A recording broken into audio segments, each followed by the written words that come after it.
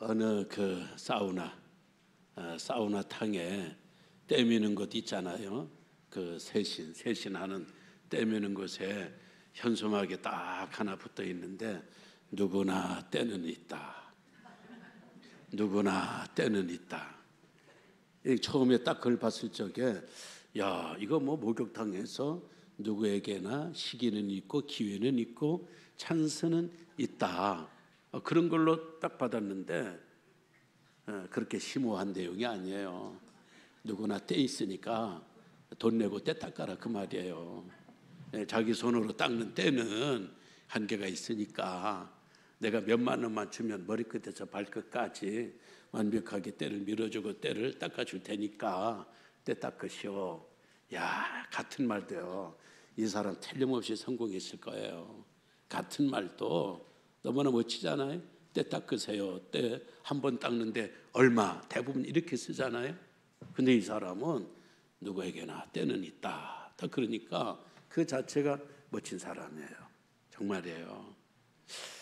그런 그 이야기 또 그런 그 기사를 읽으면서 야, 이게 성경이다. 그런 생각이 들어요.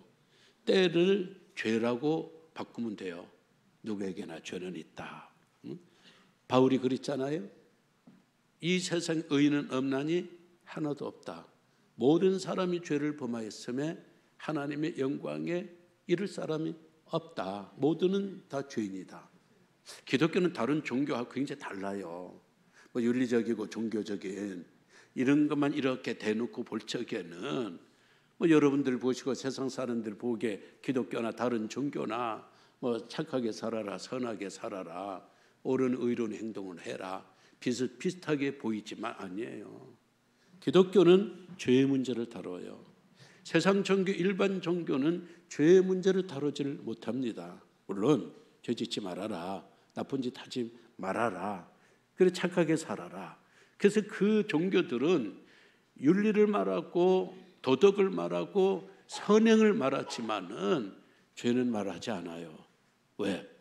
그들에게는 죄를 극복할 수 있는 방법이 없어요. 죄를 안 짓게 하도록 그들에게 가르침을 줄 수는 있지만은 죄를 지은 사람들에게 이 죄 문제를 어떻게 할 거냐, 죄를 처리하는 방법이 없습니다. 우리 때도 그러잖아요. 우리 때도 벗겨지는 때가 있는가 하면은 또 안 벗겨지면 다른 화학적인 작품 그 요소를 통하여서 재료를 통하여서 벗겨내기도 하죠. 그러나 만약에 그 때가 마음이 때라면, 마음속에 끼어있는 때라면은 이거는 비누 갖고도 안 되는 거고요. 이거는 세탁소 보내도 안 되는 겁니다. 죄도 마찬가지예요. 죄는 지금 있는 것 같지만 사실은 죄는 우리 몸에 어디에 있는지를 몰라요. 이 죄가 뇌 속에 있을까요? 피 속에 있을까요? 아니면 오장육부 속에, 아니면 심장 속에 있을까요? 우리 죄의 처소는 어딜까요? 모르니까 죄를 못 잡아내요. 죄를 못 잡아내니까 죄의 처리를 못하는 거예요. 처리를 못하니까 죄의 문제를 다루지를 않습니다. 기독교는 정통으로 죄와 정면 대결을 벌립니다. 왜? 기독교는 죄를 처리할 수 있는, 죄의 문제를 해결할 수 있는 능력이 있고 비법이 있고 수단이 있기 때문에 그렇습니다. 죄의 문제를 해결할 수 있는 방법은 오늘 얼마나 아프셨을까? 예수 그리스도께서 십자가에 달리셔서 우리 위하여 피를 흘려주었는데 그 핏방울이, 그 피가 우리의 모든 죄, 인류의 죄를 없앨 수 있다는 이야기예요. 예수님의 피 외에는 이 죄 문제를 해결할 수가 없어요. 죄라는 것은요, 한두 개가 아니에요. 우리 인간이 지은 죄라는 것은, 자범죄라는 것은 한두 개가 아니고, 특히 원죄는요, 내가 지은 게 아니잖아요. 원죄는 아담에게서부터 우리한테 전가된 거예요. 아담에게서부터 전가되었으면 그건 아담이 죄지 내 죄는 아니어야 되는데, 그 죄가 전가되면서 그거는 조상들의 죄, 아담의 죄가 아니고 바로 나의 죄예요. 우리가 누구 닮아요?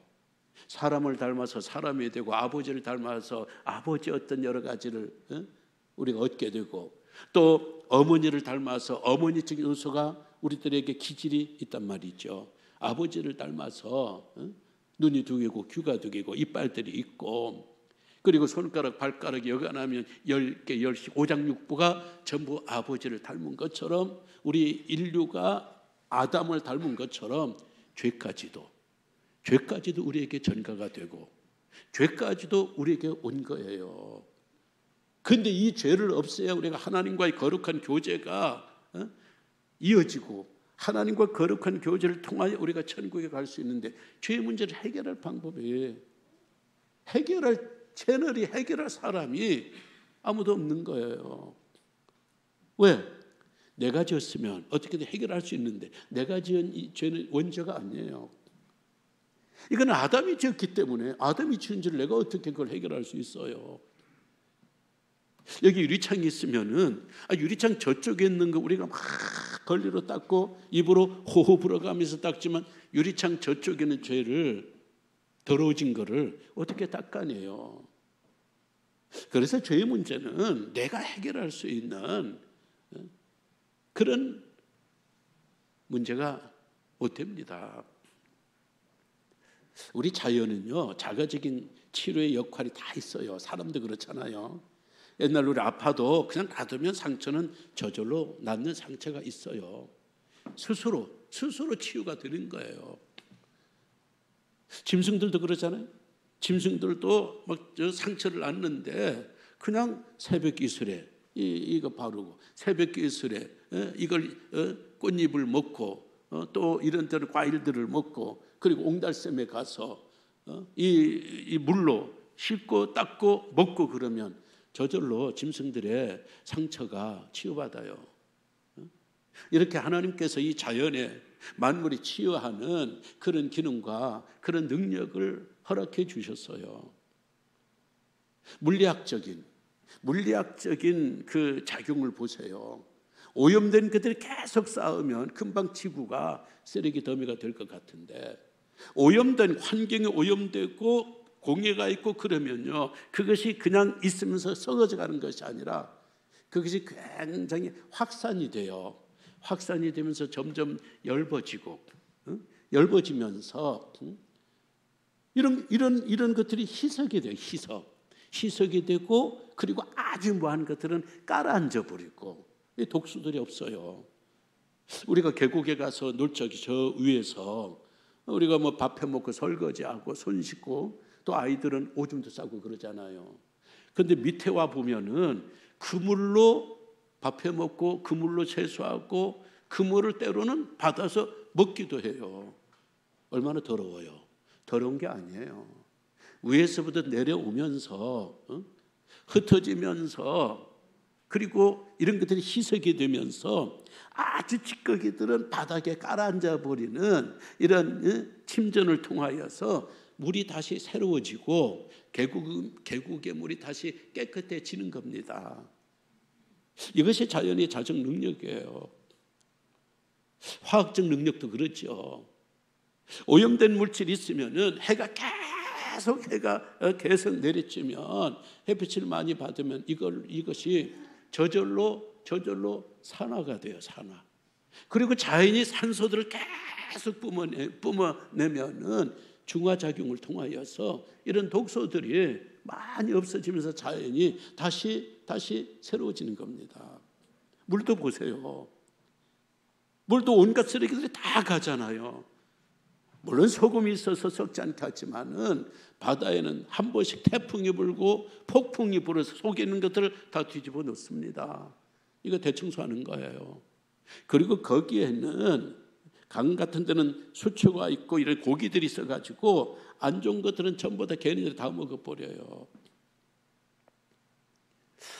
그제 야나가사와 시즈미라는 사람이, 이 사람이 일본이 곤충학자이고 일본 그 곤충학의 연구원인데 이분이 책 한 권을 썼어요. 내가 바퀴벌레를 오해했습니다. 참 책 제목도 별의별 제목이 있고 생전과도 사보지 않을 그런 책인데도 지금 우리가 하나님의 창조물로서의 인간을 다루고 있잖아요. 바퀴벌레조차도 이렇게 귀한 존재라면 우리 사람은 얼마나 귀한 하나님의 형상이냐, 그걸 여러분들에게 알려드리기 위해서 그 책을 샀다니까요. 보니까요, 이 사람 바퀴벌레 애찬론자예요. 우리는 바퀴벌레 하면 의학하지만 이 사람이 바퀴벌레를 가만히 보니까 만약에 이 자연이 바퀴벌레적인 이런 것들이 없으면은 자연이 살아남을 수 없다는 거예요. 바퀴벌레는 계속 낙엽 같은 거 밑에 쓰레기를 계속 갉아먹는데요. 갉아먹으면서 배설을 하고 그러면 이런 것들이 전부 다 거름이 되고, 그러면서 이 숲에 있는 이 숲을 자꾸 정화시키고 청결하게 만든다는 거예요. 바퀴벌레가 이게 스스로 자정할 수 있는 능력이 있는 거예요. 이 대기는 어때요? 하나님 한 번씩 비를 내리시죠. 또 한 번씩 바람을 불게 하시죠. 또 새벽마다 이슬이 내리게 하죠. 어떤 때는 막 태풍을 불어가지고 우리가 볼 적에는 태풍이 피해가 있으니까 아이고 너무 그렇다 하지만은 이 엄청난 태풍이 한번 불어줘야 우주 공간에 있는 오염된 것들 하나님이 싹 쓸어버리는 거예요. 이렇게 모든 것들은 다 스스로가 자정하고 정화할 수 있는 능력이 있는데 이 죄는 아니에요. 죄는 죽었다 깨어나도 죄의 문제는 해결할 수가 없습니다. 하나님께서 이 죄의 문제를 들고 오신 거예요. 죄의 문제, 죄를 해결할 수 있는, 처리할 수 있는 방법을 알려주시기 위해서 이스라엘 백성들을 선택하셨고, 이스라엘 백성들을 통하여서 짐승 제사를 통하여 인간의 죄의 문제를 해결할 수 있는, 죄의 문제는 울어도 애써도 안 되고 암만 우리가 도덕적으로나 윤리적으로나 서령을 쌓아도 안 되고 오직 짐승의 피를 통하여, 피의 제사를 통하여서 죄 사함을 얻는 그런 방법을 이스라엘 백성들에게 계시해 주셨어요. 그래서 오랜 세월 동안 이스라엘 백성들은 죄의 문제를 어떻게 처리했는가? 짐승 제사를 통하여서 죄의 문제를 처리했고 해결해 갔고 선민으로 저들은 성장을 했습니다. 그런데 사실은 말이죠, 유대인들의 수준이 아직 하나님의 죄의 문제를 처리할 이런 것들을 암만 얘기해도 못 알아들어요. 앞으로 하늘에 계신 성자께서 성육신 하셔서 인간이 되시고 그분이 십자가에 죽으셔서 피를 통하여 너희들이 죄를 사함받는다. 죽었다 깨어나도 무슨 말인지 못 알아들어요. 그러니까 하나님께서 예표로 짐승을 보내준 거예요. 짐승의 피를 통하여 너희들이 죄를 사함받은 것처럼 이 짐승은 장차 오실 메시아의 그림자이고 메시아의 예표이다. 이 짐승의 피가 너희들이 죄를 없애주는 것이 아니고 하나님께서 보내신 구세주의 그 피만이 너희들이 죄를 사함받을 수 있다. 그때까지 짐승들의 피는 어음이다. 어음이라는 거예요. 요즘 어음 쓰나요?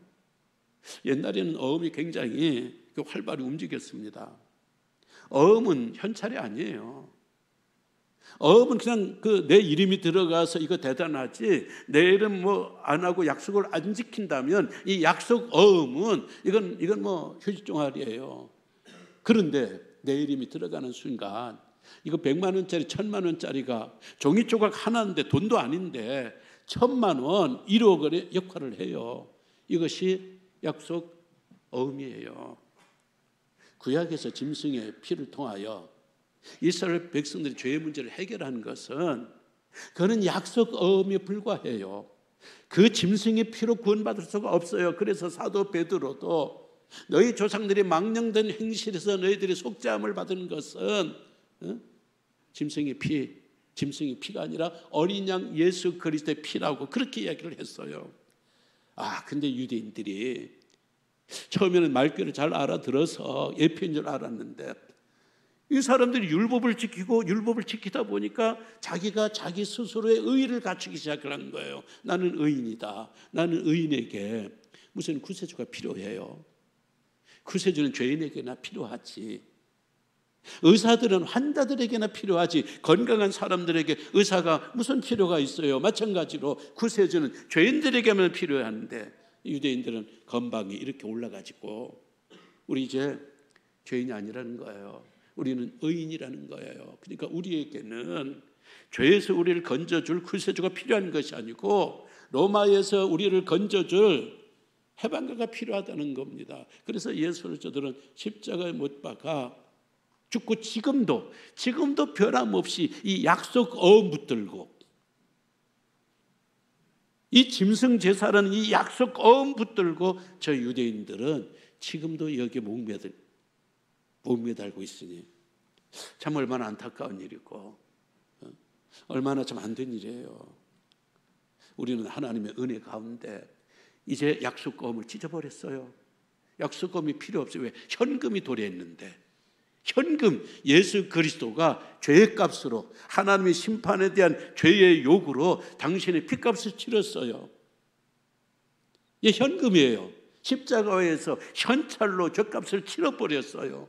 그러니까 죄의 문제가 해결되고 그래서 오늘 우리들은 십자가 고난절 그리고 부활절을 성탄절을 최고의 잔치로 최고의 기쁨으로 이렇게 우리가 섬기게 되는 것입니다.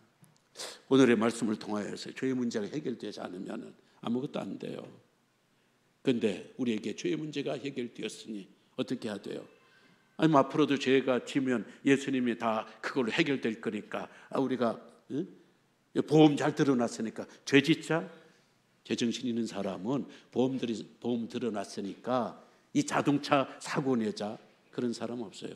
보험 들었기 때문에 운전에는 안심하며 자신감이 있으면서 남한테 우리 자신들에게 피해를 끼치지 않도록 조심하면서 살아가니까 우리가 1등 운전사가 되는 것이고 그래서 우리가 더 믿음 안에서도 죄의 문제는 해결이 되었지만은 그러나 우리가 그리스도 예수를 닮아가기 위해서는 그 어떤 사람들보다도 죄를 정면으로 우리가 대적하면서 그리고 뿐만 아니라 우리의 죄를 십자가 위에서 대속해 주시고 부활해 주신 예수 그리스도를 믿는 그 믿음으로 우리가 확 이렇게 올라서야 되는 시즌이 바로 지금이라는 것 우리가 알면서 우리 주님 앞에 더욱더 감사하고 하나님께 영광 올리는 우리 고난절과 부활절 되시기를 주의 이름으로 기원합니다.